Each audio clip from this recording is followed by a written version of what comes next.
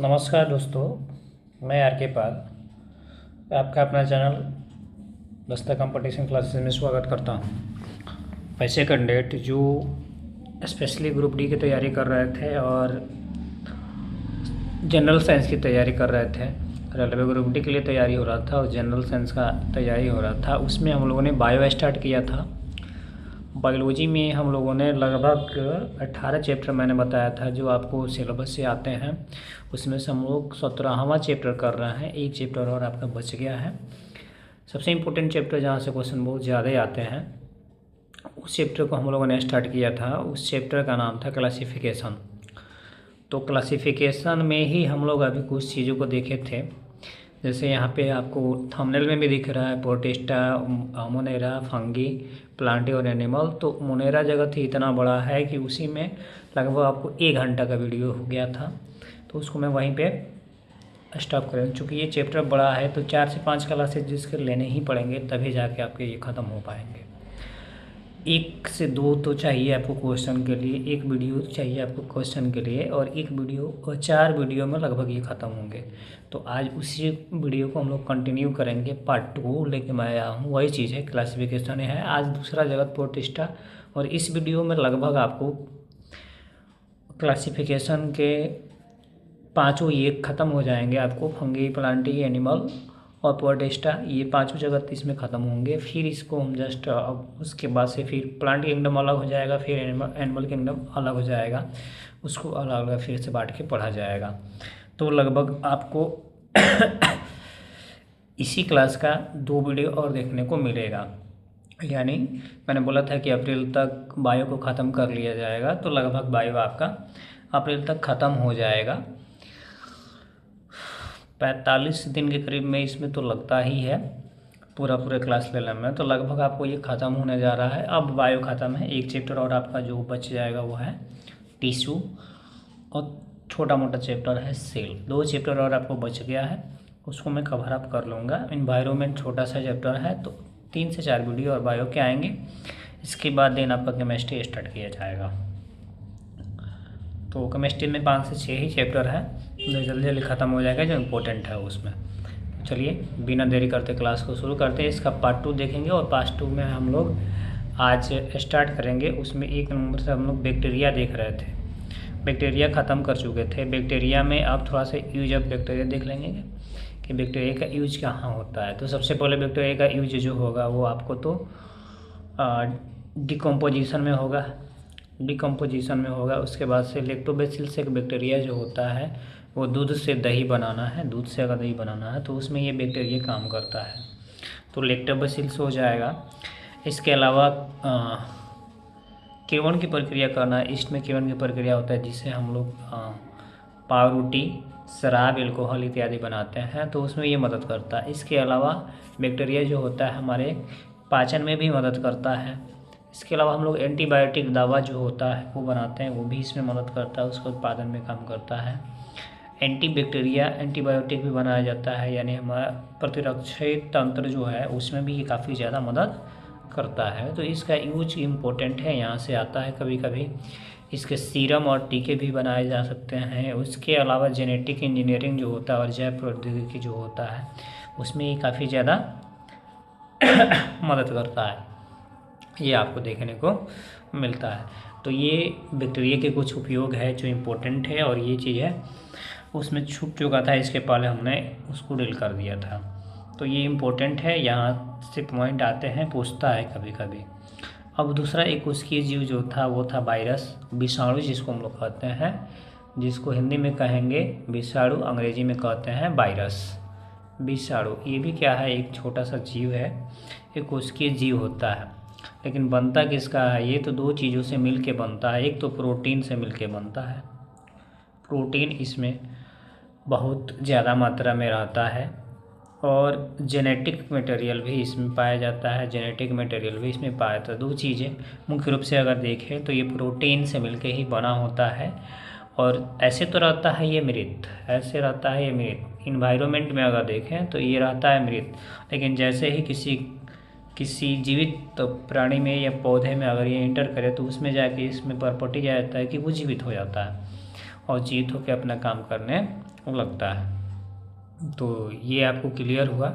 अब आइए देखिए तो समझ पाए इसका खोज किसने किया है भी हम लोग जानेंगे। तो वायरस क्या है? प्रोटीन से बना एक गैर सेलुलर संक्रामक इकाई है जो केवल बैक्टीरिया, पौधे और जानवरों की जीवित कोशिकाओं के भीतर ही आक्रमण और प्रजनन कर सकता है। मतलब ये अपनी संख्या में वृद्धि कहाँ कर सकता है? तो ये अपनी संख्या में वृद्धि कर सकता है कहाँ पे?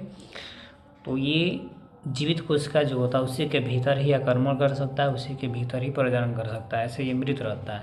बैक्टीरिया में भी चला जाएगा, पौधे में भी चला जाएगा, जानवर में भी चला जा सकता है। इसीलिए वायरस को हम लोग पर्यावरण में मृत और मेजबान शरीर में जीवित के रूप में परिभाषित इसको करते हैं कि ऐसे तो पर्यावरण में क्या होता है, ये मृत रहता है, मैंने बताया मृत रहता है, लेकिन जैसे ही वो किसी जीव के संपर्क में आएगा, आनुवांशिक सामग्री मिलेगा इसको, वैसे ही वो क्या करेगा, अपना वर्क करना स्टार्ट कर देता है, अपना काम करना स्टार्ट कर देता है। तो इसलिए इसको हम लोग वायरस को पर्यावरण में, इन्वायरमेंट में डेथ और प्लस ऑल ऑर्गेनिज्म में इसको क्या बोलते हैं? लिविंग बोलते हैं। वायरस शब्द का खोज एक वैज्ञानिक थे, डच वैज्ञानिक, जो 1897 ईस्वी में लगभग इसका खोज किए थे। कब? 1897 में। बायोलॉजी का नाम था माइक्रोबायोलॉजिस्ट मार्टिन्स विलेम।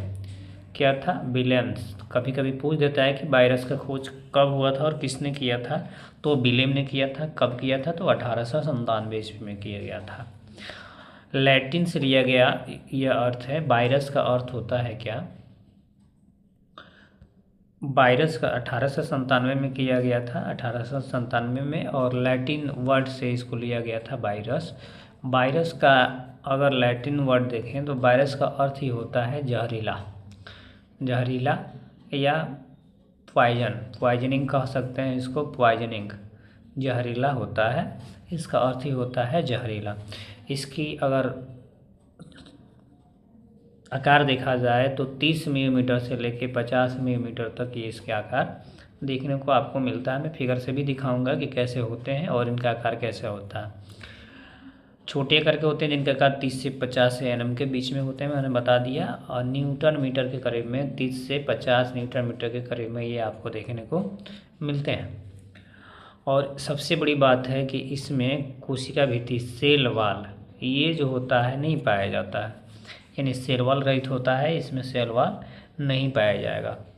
लेकिन ये इसमें एक प्रोटीन जो रहता है जिससे वो बना रहता है, वही इसकी क्या करता है? मदद करता है, वही इसकी मदद करता है। और कैप्सिड, वो प्रोटीन जो पाया जाता है उसको क्या बोलते हैं? तो उसको बोलते हैं कैप्सिड। कैप्सिड नामक प्रोटीन उसको बोला जाता है। मुख्य रूप से ऐसे देखें तो ये दो चीज़ से मिलकर बना होता है, डीएनए प्लस आरएनए। आपको पता है कि आरएनए का काम क्या है? प्रोटीन संश्लेषण का काम है ना। तो ये वायरस मुख्यतः दो तरीके से आपको देखने को मिल जाते हैं एक तो क्या? आरएनए, और एक होते हैं डीएनए। और इसी से अपना ये भोजन क्या करते हैं? प्राप्त करते हैं। यही दोनों चीज़ें चेंज हो जाती है कि इसमें कैप्सिड में कोटिंग के रूप में, यानी एक लेयर के रूप में वो पाया जाता है। अब इसी में देखें तो ये क्या होता है? वायरस अल्फा होता है। इसके बाद से वायरस अगर देखेंगे तो एमवी आरएनए वायरस दिखेगा, डीएनए वायरस आपको देखने को मिलता है। सब इसका प्रकार है। इसी में क्या होता है, चूँकि ये जीवाणु भोज होता है, जीवाणु भोज का मतलब ये भोजन जो प्राप्त करेगा किससे प्राप्त करेगा? दूसरों से प्राप्त करता है सॉरी, दूसरों से प्राप्त करता है। इसका मतलब बैक्टीरियोफेज की इसमें कई किस्म होती है। जीवाणु कोशिका को संक्रमित करने वाले वायरस को बैक्टीरियोफेज के रूप में इसको हम लोग जानते हैं।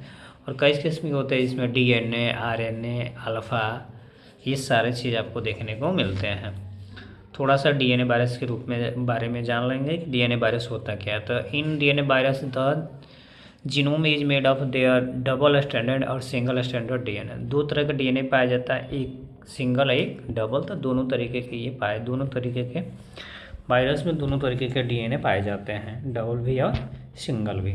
इसके अलावा न two group under this classification are, इसको दो ग्रुप में बांटा जाता है। एक तो डबल स्टैंडर्ड में अगर बांटे, डबल स्टैंडर्ड डीएनए में बांटे तो इसमें हैप्पीवायरस, पॉक्सी वायरस, एडिनो वायरस, ये आपको देखने को एग्जाम्पल मिलता है। कभी कभी आपको ये दे देगा और पूछेगा कि कौन सा वायरस है। और ग्रुप 2 में इसको बांटते हैं सिंगल पे, तो सिंगल पे देखेंगे तो पोरी वायरस इसमें आपको देखने को मिल सकता है। तो वायरस को भी डीएनए वायरस दो तरीके के पाए जाएंगे, एक सिंगल और एक डबल। डबल में आपको अलग अलग पाए जाएंगे, सिंगल में अलग अलग पाए जाएंगे। दोनों का एग्जांपल मैं बता दिया, इंपॉर्टेंट है, उसको आप देख लीजिएगा क्योंकि वहाँ से क्वेश्चन पूछते हैं। अब थोड़ा सा आरएनए वायरस के बारे में जान लेते हैं। आरएनए वायरस क्या है? तो आरएनए वायरस जो होता है वो RNA virus classified in Riboviria mother kingdom Orthornavirae से लिया गया राइबोसोम को, आरएनए वायरस को। और ये ग्रुप थर्ड में इसको बांटा गया, डबल स्टैंडर्ड और उसके बाद से पॉजिटिव में बताया जाएगा, उसके बाद से नेगेटिव में। 3 स्टेज में आरएनए वायरस को बांटा जाता है एक डबल स्टैंडर्ड, एक पॉजिटिव और एक नेगेटिव। इसमें देखें तो रियो वायरस होता है डबल स्टैंडर्ड में। ग्रुप 4 में अगर देखें तो पॉजिटिव सेंस सिंगल स्टैंडर्ड, यानी पॉजिटिव का मतलब क्या, सिंगल वायरस होगा, आरएनए वायरस होगा। जैसे कोरोना वायरस हो गया, तो कोरोना वायरस जो बहुत ही ज़्यादा तबाही मचाया था, आप देखे थे। और कोरोना ने बहुतों की ज़िंदगी तो चेंज कर दी, बहुतों का ज़िंदगी तबाह कर दिया, बहुत ज़्यादा किया था। तो कोरोना वायरस आपका एकदम एग्जाम्पल याद आ सकता है। वो क्या था? वो सिंगल था, पॉजिटिव सेंस सिंगल स्टैंडर्ड का वायरस था। टेगो वायरस हो जाएगा, पिकेनोर वायरस हो जाएगा। स्टैंडर्ड 5 में देखें तो negative sense single RNA, negative एक पाया जाएगा, पॉजिटिव और उसमें एक डबल पाया जाएगा। तो उसमें रेबिडो वायरस, उसके बाद से एरिथ्रोवायरस आपको देखने को मिल जाएगा। देखिए थोड़ा सा हम रचना देखते हैं कि क्या आपको वायरस में देखने को मिलेगा। बैक्टीरिया फेज में देखें तो इस तरह से आपको जो रचना दिखाई दे रहा है वही कैप्सिड का क्या है, हेड है। ये पूरा रचना आपका कैप्सिड देखने को मिलेगा। और इसमें ये जो दिख रहा है डीएनए और आरएनए, यही आपका जेनेटिक मटेरियल इसका हो जाता है। इसके अलावे अगर हम देखें तो ये इस तरीके से पाया जाता है। इसमें पैर पाया जाएगा, स्पाइकल है, एक टेबल का पाँव जो ऐसे होता है कुर्सी का, उसी की तरह से ये रहता है। और इसके पूरे बॉडी को ये आपको जो घिरनी की तरह रचना दिखाई दे रहा है, पूरा बॉडी में ये घिरनी की तरह जो रचना दिखाई दे रहा है, घिरनी की तरह ये वाला, ये आपको सिथ बोलता है। और इसमें टेल की तरह ये रहता है, टेल फाइबर रहता है जो तंतु का बना होता है, उसको ये क्या करता है, उसी से किसी चीज़ पर जाके आक्रमण करता है। यहाँ हम आपको दिखा रहे हैं कोरोना वायरस के बारे में। ये देखिए पूरा गोल है, कोरोना वायरस इसका नाम है क्योंकि क्राउन की तरह रहता है, रानी का जो मुकुट होता है उसी तरह से रहता है, वहीं से इसका नाम लिया गया कोरोना वायरस। ये आपको 12th क्लास के एनसीईआरटी में भी देखने को ये मिलेगा, वहाँ पढ़ने को मिलता है। तो ये चारों तरफ से इस तरीके से पाए जाएंगे। ये पूरा इसका आवरण है, सिंगल वाले होते हैं। और यहाँ पे जो लेयर बनाया हुआ है, डबल आपको लेयर दिख रहा है, ये आपको लेयर कुछ पतला यहाँ पे दिख रहा है, फिर इसके बाद से ऐसे राउंडेड में है। इस लेयर को हम क्या कहते हैं, इन्वॉल्व कहते हैं, इन्वेलप कहते हैं, इन्वेलप इसको बोला जाएगा। थोड़ा सा और इसको देखिए, इसमें प्रोटीन कहाँ कहाँ होता है। और ये पीला वाला जो रचना आपको दिखाई दे रहा है, इसको हम लोग ई प्रोटीन बोलते हैं। और इस तरह से ब्राउन वाला जो दिख रहा है, ब्राउन वाला, उसको एम प्रोटीन बोलेंगे। 2 तरह के प्रोटीन इसमें पाया जाएगा। उसके बाद से ये हरा हरा ये रचना अंदर जो दिखाई दे रहा है, उसको हम लोग जेनेटिक मटेरियल एंड न्यूक्लियोप्लास्टिड प्रोटीन इसको हम लोग कहते हैं। ये जो बड़ा बड़ा रचना जो दिखाई दे रहा है, उसको ग्लाइकोप्रोटीन एस फेज कहा जाता है। तो ये सब इसके फेजेस हैं और इस तरीके से अपने ये प्रोटीन को क्या करते हैं, प्राप्त करते हैं। यहाँ पे स्पाइक वाला जो था उसी चीज़ को यहाँ पे दिखाया गया है। तो यही है आपका कोरोना वायरस, जो हमारे बॉडी में क्या कर रहा था, इंटर कर दे रहा था। और इंटर करने वाला जो स्थान था ना, ये यही था। इसी स्थान से इंटर करके और ये सारी चीज़ जाके घर में ऐसे वो हमारे बॉडी में जाके मिल जा रहे थे। ये वायरस जो होता है हवा के माध्यम से, एयर के माध्यम से, छींक के माध्यम से, छींकना के माध्यम से, टच कर दिए उसके माध्यम से हमारे बॉडी में प्रवेश कर जाएगा। क्योंकि इसको थोड़ा सा ही क्या चाहिए, हिंट चाहिए अपने भोजन के लिए, प्रोटीन के लिए, बॉडी में प्रवेश ये कर जाता है। तो ये वायरस था। प्रोटीन कभी कभी पूछ देता है कि कौन कौन प्रोटीन पाया जाता है। तो कोरोना वायरस में 2 तरह के प्रोटीन पाए जाएंगे। एक क्या हो जाएगा, एम प्रोटीन, एक हो जाएगा ई प्रोटीन। और इसमें भी देखिएगा तो इसमें म्यूटेशन की क्रिया बहुत ज़्यादा पाई जाती है। म्यूटेशन मतलब उत्परिवर्तन। डेल्टा वायरस था, डेल्टा से ये चेंज होता है, डेल्टा अल्फा बीटा गामा में ये चेंज हो रहा था। फर्स्ट स्टेज जो था उसमें अल्फ़ा पाया गया था, जैसे जैसा और बीटा उसके बाद से गामा आया था। और ये सिंगल स्टैंडर्ड है, आरएनए इसमें पाया, तो आरएनए ही क्या हो जा रहा था, वो उत्परिवर्तन हो जा रहा था, चेंज हो जाता था, ट्रांसक्रिप्शन जिसको हम लोग कहते हैं, तो वो इसमें बदल रहा था। ठीक है, तो ये इम्पोर्टेंट पॉइंट था। अब आइए अगला देखते हैं। मुनोरा आपका ख़त्म हुआ। इसमें लगभग इस वीडियो में हम लोग ख़त्म कर लेंगे उस चीज़ को, बड़े वीडियो ये भी 1 घंटा का करीब में होगा। प्रोटिस्टा प्रोटोजोआ देखेंगे, तो प्रोटोजोआ के बारे में देखते हैं, जिसको लोग प्रोटिस्टा जगत कहते हैं। प्रोटोजोआ है, ये भी एक क्या है, प्रोटोजोआ जो है एक्वेटिक एनिमल है, यानी एक जलीय जीव है। इसका खोज जो है 1866 ईस्वी में कौन किए थे, तो अर्नेस्ट हैकेल किए थे सबसे पहले, और इस साम्राज्य के विचार ये पेश किए थे। तो बताया था कि प्रोटिस्टा जो है ना, इसमें केवल जलीय जीव को ही शामिल किया जाता है, उसमें भी प्रोटोजोआ जो है वो जलीय जीव है। और 5 तरह के एनिमल किंगडम में रॉबर्ट हिटेकर 1969 में इसके द्वारा वर्गीकरण में इसको शामिल किया गया था, और उसमें ये एक हिस्सा था। कब, 1969 ईस्वी में, 1866 में वो बता दिए थे, खोज कर दिए थे। खोज दूसरा कोई किया था, और रॉबर्ट हिटेकर जो हैं, आर हिटेकर, वो 5वां में इसको शामिल किए थे। 5 तरह के वही 5 किंगडम जो है उसमें इसको शामिल किया गया था। इनके अकॉर्डिंग अगर देखा जाए तो प्रोटोजोआ जो है वो यूनिसेलुलर यूकैरियोटिक जीव है, यानी एक उसके जीव है जिनमें एक माइटोकॉन्ड्रिया, प्लास्टिड, वैक्यूल्स, फ्लैजिला सब चीज़ क्या होते हैं, पाए जाते हैं। लगभग आपको देखने को मिल जाते हैं, यानी केंद्रक भी देखने को मिलता है, नाभिक, माइटोकॉन्ड्रिया, प्लास्टिड, वैक्यूल्स रहेगा, फ्लैजिला, ये सब शामिल होता है। और आकार और जीवन रूप में विविधता की एक विशेष श्रृंखला ये प्रदर्शित कर सकते हैं, अलग अलग ये बटे जाते हैं। और इसमें दोनों तरीके के प्रजनन होते हैं, लैंगिक भी होते हैं और अलैंगिक भी होते हैं। कभी कभी क्वेश्चन पूछता है कि प्रोटोजोआ में कौन कौन जनन होता है, तो लैंगिक जनन और अलैंगिक जनन दोनों में ये सक्षम होते हैं। अब आप बोलिए कि एक कोशिकीय जीव तो केवल अलैंगिक जनन ही करते हैं, दोनों में कैसे, तो उसको हम नीचे जानेंगे कि कैसे। देखिए, ऐसे ही एक कर पाते हैं कि प्रोटिस्टा का मानना है कि वो दोनों सपोषी हो सकते हैं, अर्थात अपना भोजन तो स्वयं बनाते हैं, और विषमपोषी अर्थात पोषणों के बाहरी स्रोत से भी प्राप्त कर सकते हैं। इसलिए एक कोशिकीय, बहुकोशिकीय या द्विकोशिक भी हो सकता है। ज़रूरत नहीं है कि ये कोशिकीय होंगे, अपनिवेशक भी हो सकते हैं। यदि दूसरे में विषमपोषी, दूसरों से भोजन प्राप्त करें तो विषमपोषी हो जाएंगे, यानी दूसरों में घुस गए तो वहाँ पर लैंगिक जनन कर सकते हैं, क्योंकि लैंगिक जनन के लिए कम से कम 2% का होना जरूरी है।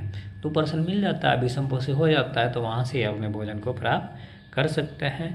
इस अकॉर्डिंग अगर देखा जाए तो इसको हम डिफाइन करते हैं कि एक कोशिकीय तो होगा ही, इसके अलावा बहुकोशिकीय भी हो सकता है, कोलिनियल भी हो सकता है, मल्टीसेलुलर भी हो सकता है, यूनिसेलुलर भी हो सकता है, अपनिवेशिक उसको बोला जाता है।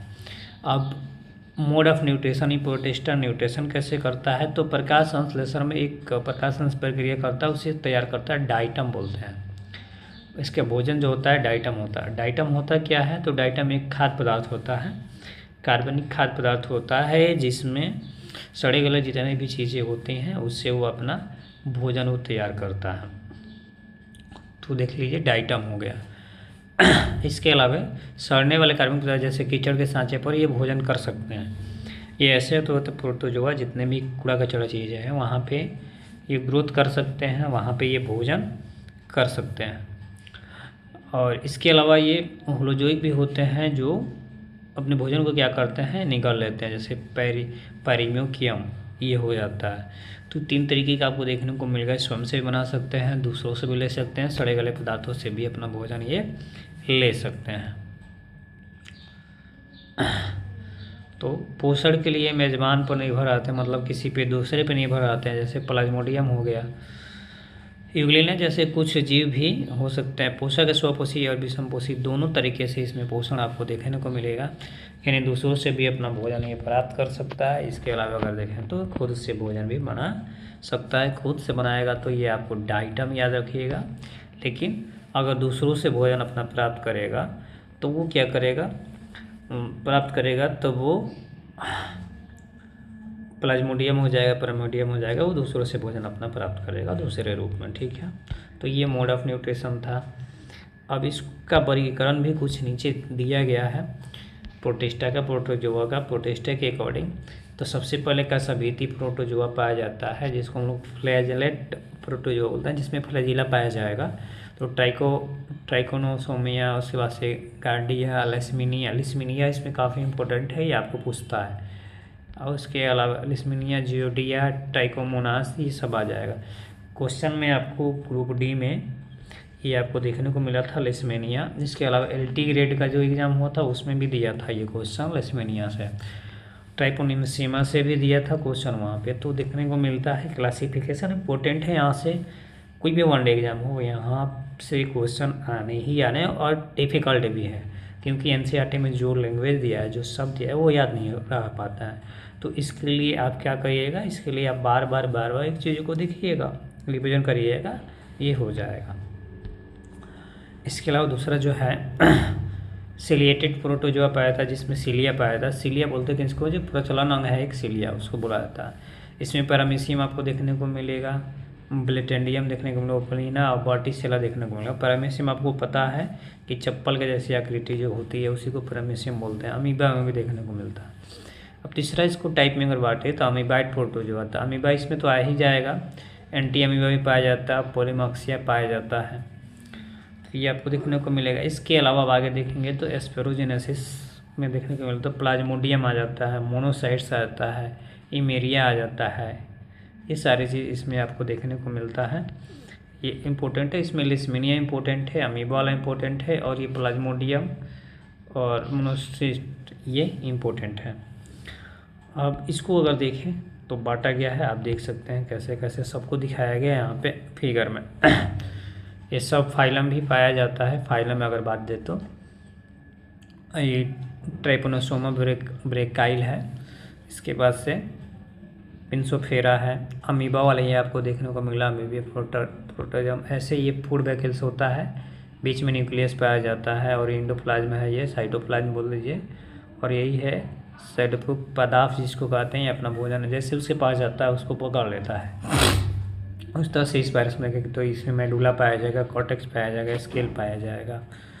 तो ये सब उसका इम्पोर्टेंट ये सब उसका पार्ट है, जिसको मैं फिगर से आपको दिखाने का प्रयास किया हूँ। वर्टिब्रिया ये है, देख सकते हैं। इसके अलावा प्लाज्मोडियम है, ये एस्पेरोजोआ का। इसके अलावा यहाँ पे एक और फिर टेट्राहाइमीना ये देखने को मिलेगा। इसमें कैल्शियम पाया जाता है बॉडी में, दो तरीके से ये बांटे जाता है, कैविटी में वो हम बढ़ जाता है। तो आइए कुछ थोड़ा सा अब इसके बारे में जान लेते हैं। इसके कुछ विशेष प्रोटोजोआ जो होता है वो, कुछ विशेष प्रोटोजोआ में अगर आप देखते हैं तो अमीबा आ जाएगा। अमीबा क्या होता है, कोशिकीय जीव गतिशील होता है, प्रोटोजोआ ही होता है जो सीबोटोस को फैलाकर चलता है और सूक्ष्म जीवों पर अपना भोजन ग्रहण करता है। इसका भोजन क्या होता है कभी कभी पूछता है, तो वो है पदार्थ, याद रखेंगे पदार्थ। पैरामीशियम में देखें तो ये सिलेटेड होता है, कोशिकीय होता है, जिनकी विशेष आकृति कैसी होगी, चप्पल जैसी होगी, जैसे आप हम लोग का चप्पल देखने को मिलता है। इसके अलावा तीसरा अगर देखेंगे तो यूग्लिना का मैंने नाम रखा था, यूग्लिना। तो यूग्लिना भी है, पर्यावरण में स्वपोषी और विषमपोषी दोनों होता है।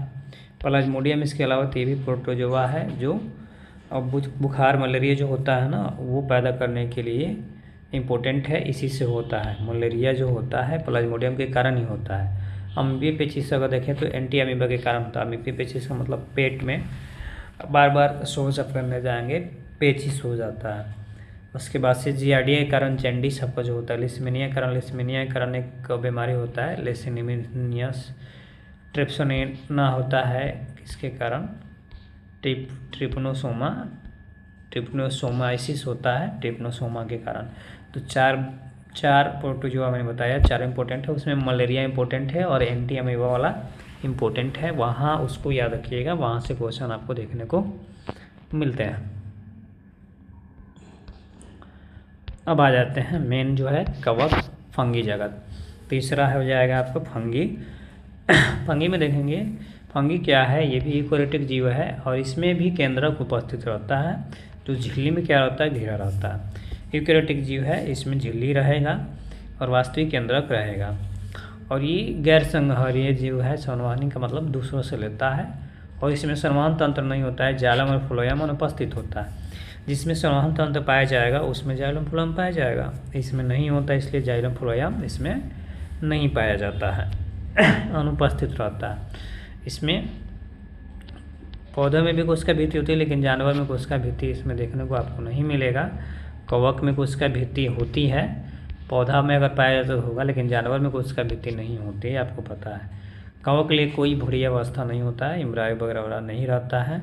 एग्जाम्पल में जाइयोस्पोर, स्पोरस, और ये दोनों चीज़ें कर सकते हैं। देखें तो प्रजनन करते हैं बीजाणु के माध्यम से, सेक्सुअल और एसेक्सुअल दोनों होता है। ओ से जाइगोस्पोर आदि अलैंगिक बीजाणु, जो स्पर्शोकोनोडिया इत्यादि से, ये सब सारे चीज़ इसमें आपको शामिल है, देखने को मिलेंगे। छठा प्रॉपर्टी अगर इसका देखें तो प्रजाति और स्थिति के आधार पर लैंगिक दोनों प्रकार के ये हो सकते हैं। कवक पीढ़ी परिवर्तन की घटना प्रदर्शित है, इसमें अगुणित और द्विगुणित दोनों अवस्था पाए जाते हैं, यानी हैप्लॉइड और डिप्लॉइड दोनों पाया जाएगा इसमें। नोवा स्टेट अगर देखते हैं तो कवक है एक क्लोरोफिलेसिस है, जिसका अर्थ है कि उसमें पौधे की कोशिकाओं में क्लोरोप्लास्ट मौजूद रहता है और क्लोरोफिल की कमी होती है। इसमें क्या होगा, क्लोरोप्लास्ट पाया जाएगा, लेकिन क्लोरोफिल की कमी हो गई, जो प्रकाश संश्लेषण के लिए आवश्यक होते हैं, तो ये कर नहीं पाता। इसका शरीर जो होता है कोशिकीय होता है और सूक्ष्म धागों की तरह ये गिरा आता है, जिन्हें हम लोग हाइपे कहते हैं। हाइपे बढ़ सकता है जिसे हम लोग माइसेलियम कहते हैं। इसको मैं फिगर में दिखाऊंगा, इम्पोर्टेंट है। इसी में देखें ईस्ट इसमें पाया जाता है, तो ये क्या है, कवक है जो हाइपे उत्पन्न नहीं करता है। उसी में ये अपवाद में आपको हो जाएगा। कोशिका भित्ति की संरचना पौधों के समान होती है, लेकिन कवक से भित्ति काइटिन की बनी होती है। काइटिन का फॉर्मूला आप याद रखिएगा, किसकी बनी होती है कोशिका भित्ति, कवक की कोशिका भित्ति काइटिन की बनी होती है, इम्पोर्टेंट है। काइटिन से क्वेश्चन आपको देखने को मिलते हैं, ये सेल में भी आपको पूछ देगा, ये यहाँ से भी पूछ देगा। फार्मूला आपका है C8H13O5N, ये आपको देखने को मिलता है फार्मूला याद रखेंगे, फार्मूला पूछता है। तो काइटिन से बनी होती है। केमिस्ट्री में भी आपको यहाँ से क्वेश्चन दे सकते हैं, ये इंपॉर्टेंट है, इसलिए इसमें लगभग पॉइंट में लिख आया हूँ। कवक की कोशिका झिल्ली में एक अद्वितीय स्टोरल और एगोस्ट्रॉल होता है। अगला देखें तो कवक विषम पोषी जीव है, अपना भोजन और ऊर्जा कार्बनिक पदार्थों पौधे और पशु दोनों से प्राप्त कर सकता है, क्योंकि है कैसा, तो विषम पोषी है, इसलिए दोनों से ये क्या कर सकता है, अपना भोजन प्राप्त कर सकता है। कवक अम्लीय वातावरण में सबसे अच्छा बढ़ता है, एसिडिक इसको चाहिए, वहाँ पे बहुत अच्छा से ये ग्रोथ करता है। कवक पहले क्या करता है, भोजन को पचाता है और फिर भोजन को निगलता है। पहले तो भोजन को पचाएगा फिर उसे निगलेगा। इसे पूरा करने के लिए कवक एक्सोजाइम जैसे हाइड्रोक्सी, लाइसेस, ट्रांसपेस्ट आदि का उत्पादन ये करता है। कवक अपने भोजन को स्टार्च के रूप में संग्रहित करता है। काफ़ी इम्पोर्टेंट है, किस रूप में कवक अपना भोजन लेता है, तो वो स्टार्च के रूप में आपको भोजन, ग्लूकोज स्टार्च के रूप में आपको ये भोजन ग्रहण करता है। कवक में क्या होता है, कई छोटे छोटे नाभिक होते हैं, केंद्रक जो होते हैं ना, कई छोटे छोटे होते हैं, नाभिक होते हैं। और डीएनए जो पाया जाएगा इसमें वो डबल वाला पाया जाएगा। डीएनए कैसा पाया जाएगा, तो डीएनए डबल पाया जाएगा, डीएनए डबल देखने को मिलेगा। और मायोटिस, जहाँ ही डबल आ गया तो मायोटिस डिवीजन होगा, इसके विघटित में ये टूटता नहीं है। कवक में अगर पोषण की बात करते हैं तो सेप्रोफाइट होगा, मृत और सड़ने गलने वाले जितने पदार्थ हैं उससे। अगर मेजबान में तो हमला करेगा और मारेगा तो सहजीवी हो जाएगा। तो कवक हमारे लिए फ़ायदेमंद भी होता है, कभी कभी हानिकारक भी होता है। फायदेमंद कैसे होता है, देखिए, अधिकांश सेप्रोफाइटिक कवक के लिए विकास का तापमान जो होता है लगभग वो 20 से 30 डिग्री सेल्सियस तापमान पर क्या हो सकते हैं, फैल सकते हैं। प्रजनन इसमें जो होगा अलैंगिक प्रजनन होगा, और लैंगिक दोनों तरीके से होता है, मैं पीछे भी बता के लाया। अलैंगिक विधि में विखंडन होता है और मैथुन, गैमेट एप्लीकेशन, मैथुन शुक्राणुकरण इत्यादि से इसमें होता है, यानी मेल और फीमेल वाला भी काम होगा। अलैंगिक में विखंडन के द्वारा ये क्या होता है, टूटता है, भोजन बनाता है। फोरमैन कवक द्वारा उत्पादित एक पदार्थ है जो नर और मादा कवक कोशिकाओं के बीच यौन प्रजनन का कारण बनता है। इसमें एक पदार्थ रिलीज होता है, कारण से देखें तो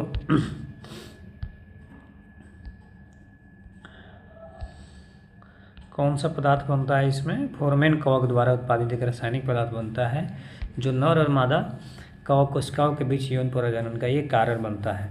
कुछ कवक स्थूलदर्शी होता है और नग्न आंखों से देखे जा सकते हैं। फफूंद या मशरूम कवक के स्थूल रूप में ये उदाहरण है, स्थूल रूप का एक उदाहरण है। 1991 में अगर देखें तो ऐतिहासिक पेपर में अनुमान लगाया था कि पृथ्वी पर लगभग 1.5 मिलियन यानी 15 लाख के करीब में कवक है। 1991 में पेपर में बताया गया था कि कवक की संख्या कितनी है, लगभग 1.5 मिलियन। और आप यहीं पे देख सकते हैं इस वजह से क्या किया जाता है, जीवों को या पौधों को अलग अलग बांटकर इसके अध्ययन किया जाता है। इसीलिए क्लासिफिकेशन की जरूरत पड़ी, क्योंकि उतने जीव हैं, कवक का ही इतने प्रकार हैं, कैसे आप अध्ययन कर पाइएगा, इसलिए उसको बांटा गया है। टाइप क्लासेज अच्छा लग रहा होगा, अगर क्लास अच्छा रहा तो वीडियो को लाइक भी जरूर करें और शेयर करें ज़्यादा से ज़्यादा आप लोग, और फुल वीडियो देखें तो आपको समझ में आएगा। आप लोग स्किप कर देते हैं, थोड़ा सा भगा भगा के देख लेते हैं। इसमें एक पॉइंट अगर छूटा आपका तो वो समझ में आएगा नहीं। एग्जाम्पल देखिए, जैसे कैनिडा, एस्पेरगलस, ब्लास्टोमाइसेस, कोकिडियोस, क्रिप्टोकोकस, नियोमोफार्म्स, हिस्टोप्लाज्मा, नीमोस्टिस, जिराविसी इत्यादि ये सब हैं। अब इसके टाइप के बारे में बात करें तो 4 तरीके से बांटा जा सकता है फंगी को, और उसको मैं फिगर से ही आपको दिखा दूंगा। फिगर से आप देख सकते हैं। फाइकोमाइसाइटिस में बांटेंगे, ये सबसे छोटा होता है। एस्पेरानोजिला, राइजोपस, म्यूकर, एल्बिगियोफाइथिम ये पाया जाता है, आपको इसमें देखने को मिलेगा। मैं दिखाता हूँ फिगर में अभी। इसके अलावा एस्कुमाइसाइटिस में बांटेंगे तो ये सिक फंजी होता है। इसमें ईस्ट आपको हो जाएगा खमीर, जिसको पेंसिलियम हो जाएगा, पिजिया हो जाएगा, एस्परोजिलस हो जाएगा। इसमें ईस्ट, एस्परोजिलस और पेंसिलियम इंपॉर्टेंट है। और बेसिडोमाइसाइटिस में अगर देखें, क्लब फंगी जिसको हम कहते हैं, तो एरिकस हो जाएगा, पॉलीपोरस हो जाएगा, लाइकोपोडियन हो जाएगा, स्टेलेजिका हो जाएगा, पिकेनिया हो जाएगा।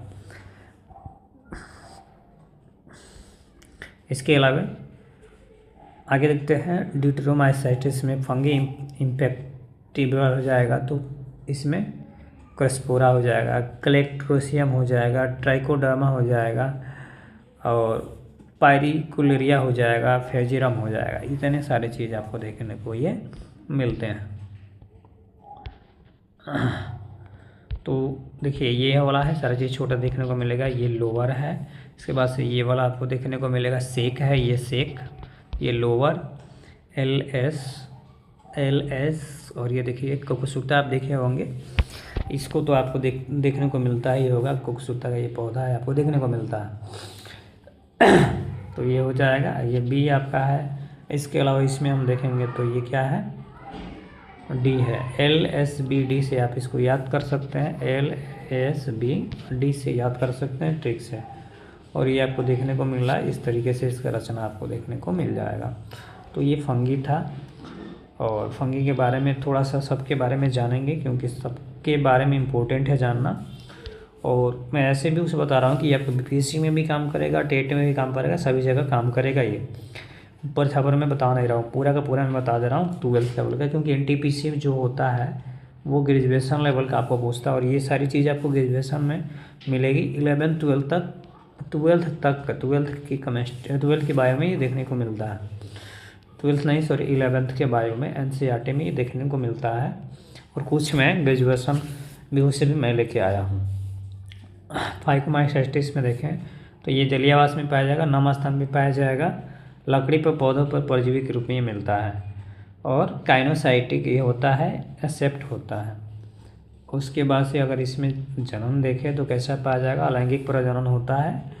और किसके द्वारा होता है, तो वो एल्नोप्लास के द्वारा होता है। यदि अंगक विज्ञान में समान है तो इसको हम लोग आइसोगैम बोलते हैं, और यदि समान हो तो एनिसोगैम बोलते हैं। जैसे में म्यूकर, राइजोपस, ये आपको देखने को मिल जाएगा। ये राइजोपस है, ये म्यूकस ही आपको देखने को मिल जाएगा। म्यूकस कहाँ पाया जाता है बताइए कमेंट करके। तो मैं पढ़ा चुका हूँ, डाइजेस्टिव सिस्टम में म्यूकस पढ़ा चुका हूँ। दूसरा देख सकते हैं। दूसरा देखिएगा एजिकोमाइटिसिस। ये क्या होता है? कोशिकीय बहुकोशिकीय होता है, आमतौर पर कवक सैक कवक के रूप में इसे जाना जाता है, मैंने बता के लाया। और परजीवी पे ये काम करता है, क्लोनिडिया होता है और इसको हम लोग एस्कोस्पोर कहते हैं और थैली में रूप में उत्पन्न होता है। बेलिस्पस न्यूसेप एस्परगिलासस ये आ जाएगा आपका इंपॉर्टेंट में। उदाहरण ये सब देख लीजिएगा, ये चीज़ है आपको देखने को मिल जाएगी, ऐसे पाया जाता है। ठीक है, अब आते हैं बेसिडियोमाइसीटिस में। देख लें तो ये सामान्य रूप से मशरूम जैसा होता है कवक मिट्टी में, लकड़ी में, पेड़ों पर या ठूंठ जो होता है ना उस पर रहता है। माइसीलियम इसमें शाखित और अलग होता है, विखंडन द्वारा इसमें प्रजनन होगा। यौन अंग कोई भी इसमें नहीं रहता है। इसमें प्लसगोमी होती है जिससे जन्म इसका होता है और ये पूरा व्यवस्थित जो होता है पिंड में उसी को हम लोग बेसिडियम बोलते हैं। और सूत्र विभाजन इसमें होता है, 4 बेसिडियो स्पोर बनते हैं इसमें। देखिए उदाहरण में अगर देखें तो ये मशरूम आपको देखने को मिल जाएगा। इसका उदाहरण मशरूम है, सीधा साधा उदाहरण इसका क्या है, मशरूम है, आप देख सकते हैं। इसके अलावा पिक्सीनिया जंग कवक जिसको हम कहते हैं, ये आपको देखने को इसमें मिल जाएगा। तो मशरूम किस में आता है वो आप लिख लीजिएगा, क्वेश्चन पूछता है कभी कभी वहाँ से। अब इसके अलावा देखिए डिग्रोमाइटिस जो होता है, आमतौर पर इसे अपूर्ण कवक के रूप में जाना जाता है क्योंकि इसमें कवक केवल अलैंगिक या वनस्पतिक चरण ही ज्ञात होते हैं और इसी को हम लोग क्या कहते हैं, क्लोनिडिया कहते हैं। और शाखित होगा, शाखा के रूप में पाया जाएगा, तो उनमें सब बड़ी संख्या में पाया जाएगा। खनिज चक्रण में मदद करता है। अल्टरनेरिया है, क्लेक्टोट्राइम है, ट्राइकोडर्मा है, ये आपको देखने को मिल जाता है। पौधा में आप देख सकते हैं अल्क्रेडिमिया है, ये क्लिटो वाला है, ये ट्राइकोडर्मा आपको देखने को मिलेगा। ट्राइकोडर्मा 30 से कितना 50 न्यूटन मीटर के करीब में म्यू मीटर के करीब में देखने को मिलता है। और मैंने बताया था कि 1 म्यू मीटर में कितना होता है।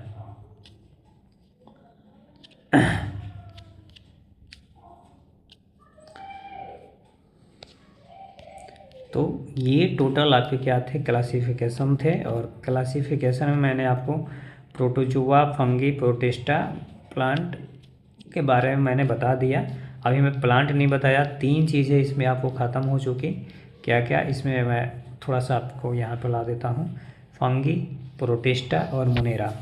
इस वीडियो में 3 चीज़ें, मोनेरा और ख़त्म हुआ, इसमें प्रोटिस्टा और फंगी ख़त्म हुआ। अब इसके बाद से आपके 2 वीडियो आएंगे, एक तो हो जाएंगे प्लांट किंगडम, एक हो जाएंगे एनिमल किंगडम।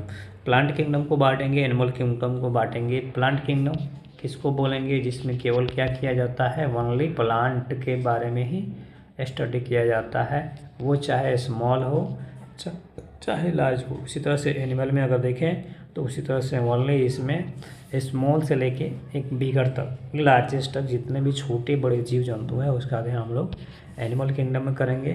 तो इस वीडियो में 2 चीज़ें आपको कवर हो चुका। एक क्या वीडियो में ज़्यादा बड़ा नहीं कर रहा हूँ, अभी प्लांट किंगडम और इसके बाद से फिर एनिमल किंगडम, 2 वीडियो में वो आपको ख़त्म हो जाएंगे। ठीक है, तो इसमें अगर देखें तो प्रोटिस्टा, मोनेरा और फंजाई ख़त्म हो चुका। उसके वीडियो को आप जाके आप आराम से प्रीवियस ईयर में जाके उसको आप देख सकते हैं। आई होप सेशन आपको अच्छा लगा होगा। मुझे उम्मीद है कि सेशन आपको बहुत अच्छा लगा होगा और हेल्पफुल होगा। आप वीडियो को रुक के नोट्स भी बना सकते हैं, साथ साथ में आप नोट्स बनाते चलिए।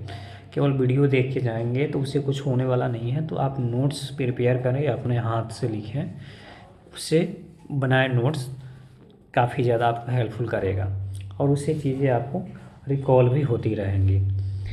आई होप आपको समझ में आया होगा, ये क्लास अच्छा लगा होगा। अगर क्लास अच्छा लगा तो क्लास को शेयर ज़्यादा से ज़्यादा करें।